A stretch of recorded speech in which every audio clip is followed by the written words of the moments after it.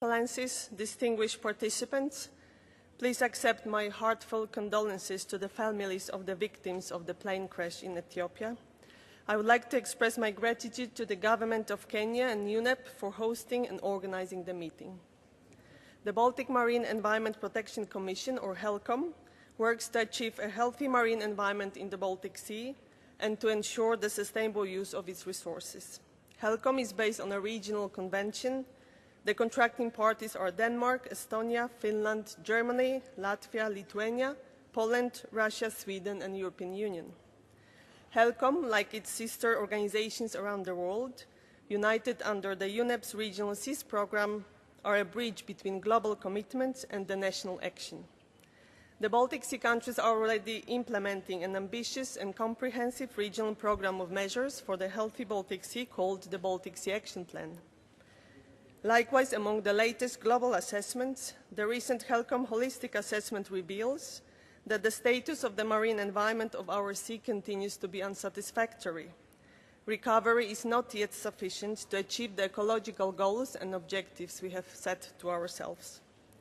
The assessment also shows that the impaired status of the marine environment impacts the welfare of citizens in a concrete way. For example, losses in recreational values in the Baltic Sea due to deterioration of the marine environment are estimated to be up to €2 billion annually. At the HELCOM ministerial meeting last year, the contracting parties decided to update the Baltic Sea Action Plan and agreed on concrete steps forward, which will also contribute to the implementation of the ministerial declaration and resolutions foreseen to be adopted during this meeting. And I would like to give you 2 examples. The HELCOM ministers agreed to elaborating by 2020 a Baltic Sea regional nutrient recycling strategy.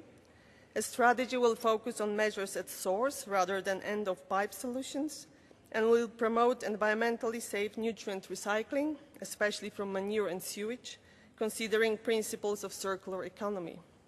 Further, the contracting parties decided to develop appropriate measures to address microplastics and riverine inputs, urban wastewater effluents, as well as stormwater. Ladies and gentlemen, the findings on degradation of our planet continue to be alarming, and the scale of the challenge we are facing can at some time feel overwhelming. But it is possible to revert the negative trend, and I would like to offer some concrete Baltic Sea examples that consistent action can lead to successes. The white-tailed sea eagle, top predator in the Baltic Sea coastal food webs, has suffered for decades from the effects of persistent chemicals.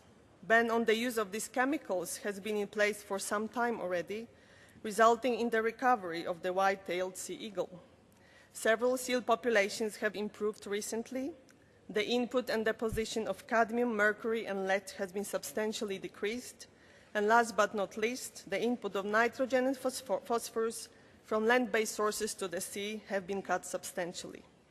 This progress has been underpinned by the regionally coordinated environmental monitoring programs of the Baltic Sea countries. Transparency, involvement of civil society, and engagement of private sector have been important as well. HELCOM remains committed to continue working together towards a pollution-free planet. I thank you.